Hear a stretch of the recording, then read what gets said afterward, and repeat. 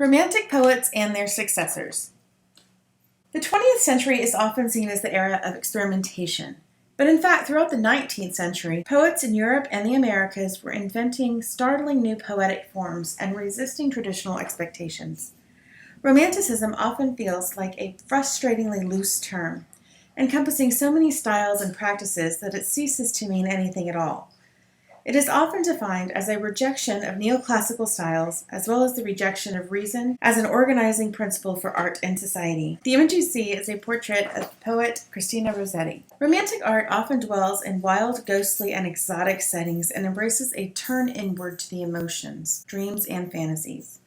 Romanticism is also associated with nationalism and folk traditions. A lyric poem expresses a process of perception, thought, or emotion, often in the first person. It is thanks to the Romantics that the lyric enjoys its prominence today. Lyric has few set rules and embodies the freedom from set conventions that Romantic poets valued. The image depicts a view near Rouen, painted by Richard Parkes Bonington, circa 1825. Two major historical moments brought about Romanticism. First, as the Industrial Revolution forced huge masses of people out of agricultural life and into crowded cities, nature became exotic in a whole new way. Second, new kinds of human knowledge valued control over nature.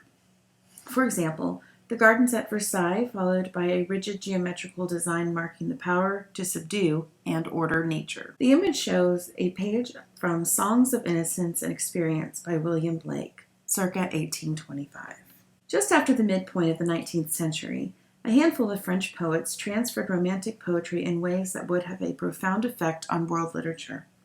Charles Baudelaire, sometimes called the first modern poet, and his successors built on resistance to poetic convention and came to be known as the symbolists. In their struggle to make a radical break from the past, they marked the beginnings of modernism, an international movement that would flourish in the first half of the 20th century. The image is the album by Edouard Vuillard, circa 1895. Thank you for watching my video. Bye!